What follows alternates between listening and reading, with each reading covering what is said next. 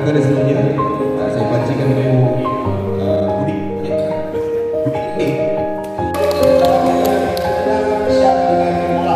Kita mulakan perjalanan pada pagi ini. Saya jemput saudara jemaah kita untuk baca doa. Untuk bacaan doa ini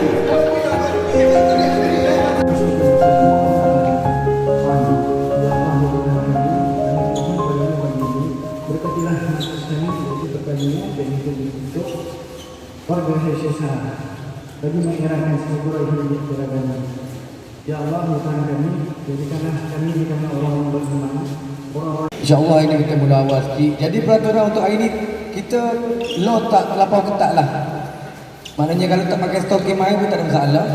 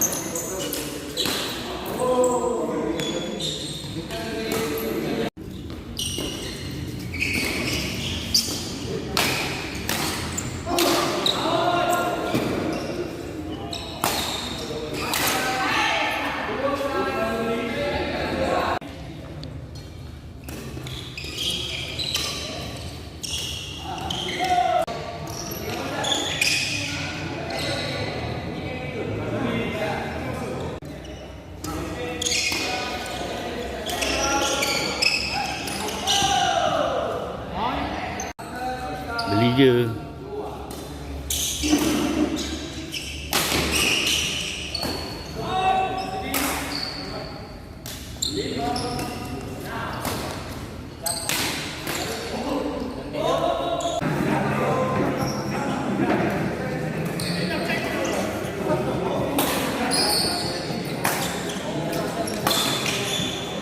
Alah,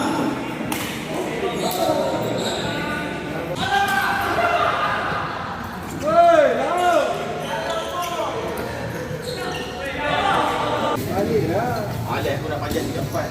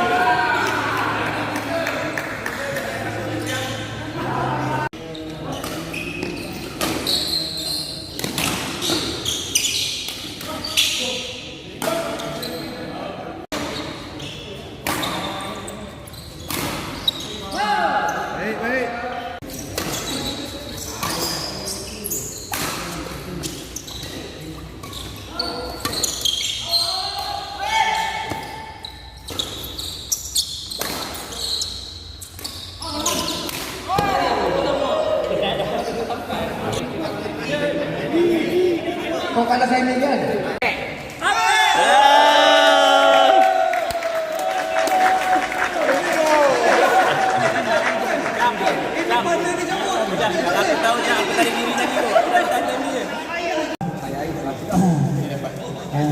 Kita buat ni untuk seronok, memang untuk fun-fun je lah kita. So next time boleh lagi lah kalau kita nak buat. Kalau kita dapat sambutan macam ni memang best lah. So next kita boleh plan juga untuk sukan lain ataupun sukan yang sama. So seterusnya saya akan menjemput pengerusi lah yang menganjurkan pertandingan yang menguruskan pertandingan ni. Lagi okey tak? Cas RM10 je bang. Ada siapa-siapa yang tak bayar, siapa nak beli air boleh lagi?